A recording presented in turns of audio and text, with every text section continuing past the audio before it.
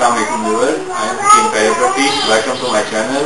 अगर आपको हमारी वीडियोस पसंद आ रही हैं तो इन्हें लाइक और सब्सक्राइब जरूर करें। शुक्रिया। बिस्मिल्लाहिर्रहमानिर्रहीम। अस्सलाम वालेकुम। मैं हूं हकीम तैयब रफ़ीक और आज आपको मैं पेट के कीड़ों के हवाले से मुख्तलिफ इलाज बताऊंगा जो आप आसानी से पेट के कीड़ों के ख़त्म करने के लिए इस्तेमाल में ला सकते हैं। और ये ऐसे नुस्खे हैं जो तजर्बे से साबित शुदा हैं कि इनका असर महफूज से यानी सेफ़ है और इसके किसी किस्म के मुज़र असरात नहीं होते। तो आपको मैं आज जो पेट के कीड़ों के हवाले से मुख्तलिफ इलाज बताऊंगा उनकी तफसीलात मैं अभी आपको बताता हूँ कि कौन कौन से नुस्खे उसमें मैं आपको बता रहा हूँ। सबसे पहला जो नुस्खा मैं आपको बता रहा हूँ वो पेट के कीड़ों के हवाले से है। तो आड़ू के रस में भुनी हुई हींग छिड़क कर पिला दें। यानी आड़ू का रस हो 1 कप हो, उसमें भुनी हुई हींग को भूनने का ये तरीका होता है कि थोड़े से देसी घी में तवे पे हींग को भून लें। भूनने के बाद उसको बारीक कर लें और थोड़ा सा इसको रस में छिड़क के पिला दें। 1 चुटकी काफ़ी होती है, इससे पेट के कीड़े मर के खारिज हो जाते हैं। दूसरा जो आसान हल है इसका, अजवाइन और शहद दोनों को मिला लें और इसकी बड़े उम्र के जो लोग हैं वो आधा चम्मच यूज़ करें इसका दिन में 1 बार, और 5 दिन में पेट के कीड़े ख़त्म होके पेट साफ हो जाता है। उसके बाद नुस्खा नंबर 3 इस तरह है कि खट्टे अनार के छिलके होते हैं उनको आप इस्तेमाल करें। खट्टे अनारों के छिलके उसको यानी उसके जो छिलके होते हैं उसको पानी में अच्छी तरह पका लें। पका के इसमें लौंग डाल दें और मज़ीद 5 तोला छाल को सेर भर पानी में जोश दें। जब पानी आधा रह जाए तो आधे घंटे बाद 4 बार पिलाएं। हो सकता है कि मतली हो जाए लेकिन पेट के कीड़े निकल जाएंगे इससे। तो ये दरख्त अनार की जड़ हो उसको भी यूज़ किया जा सकता है या अनार के छिलके को भी यूज़ किया जा सकता है, जो अवेलेबल हो आसानी से। अनार के मौसम में ये चीज़ें आसानी से मैसर आती हैं और अब मौसम गर्मी का शुरू हो रहा है तो ये अनार आम हो जाएगा।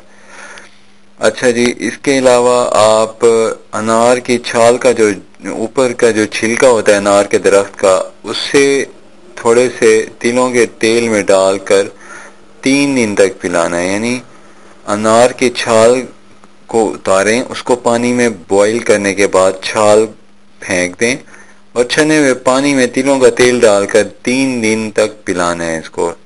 1 कप 1 दिन में काफ़ी है 1 दफ़ा। उसके अलावा ये बकाइन होती है, बकाइन नीम की तरह का एक दरख्त है, उसका ये फल होता है। सूखे फल को सिरका में पीस कर पिला दें। पेट के हर किस्म के कीड़े निकल जाते हैं इसके इस्तेमाल से। उसका तरीका यूं होगा कि वो जो फल है उसको मूंगफली की जैसा फल होता है, उसे छीलने के बाद उसका जो मगज निकले यानी बादाम जैसी जो गिरी निकले उसी को आपने पाउडर बना लेना है और एक टाइम में जो इसके बीज इस्तेमाल करने होते हैं। बड़े आदमी के लिए 5 बीज, बच्चे के लिए 1 बीज काफ़ी होता है। तो बच्चे की उम्र कितनी हो कि 1 बीज काफ़ी है, यानी 5 साल से नीचे तक के बच्चे को 1 बीज काफ़ी है। 5 साल से उम्र वाले को हर 5 साल के हिसाब से 1 बीज बढ़ाते जाएं। और ये जो एडल्ट हैं यानी बालिग लोग हैं वो 5 दाने कम अज़ कम लें, यानी तकरीबन 20 साल से ऊपर के लोगों की मैं बात आपको बता रहा हूँ ये मिक़दार। उसके अलावा आप नुस्खा नंबर 8 ये है कि 1 मुट्ठी चने को सिरका में रात को भिगो दें, सुबह निहार मुँह खिला दें। दोपहर तक कोई चीज़ न खाएं, पेट खाली रखें, पेट के तमाम कीड़े मर के निकल जाएंगे। उसके अलावा नुस्खा नंबर 9 इस तरह मैं आपको बता रहा हूँ कि मैदा में कीड़ों के लिए ज़ीरा का जुशांदा पिलाने से, यानी सफ़ेद ज़ीरा हो स्याह ज़ीरा हो, इसका जुशांदा इस तरह बनता है कि आधा चम्मच 1 कप पानी में बॉईल करें, जैसे चाय की तरह कहवा बने उसे छान के ذائقے کی خاطر چاہیں تو جو چیز ملا کے پلا سکتے ہیں۔ اس کے علاوہ آپ یہ جو مختلف آپ جڑی بوٹیاں دیکھ رہے ہیں، ان میں سے ایک یہ ہے کہ کریلا، جیسے یہ اب خشک کریلا ہے، آپ نے تازہ کریلا لینا ہے۔ تازے کریلے کو آپ نے استعمال میں لانا ہے۔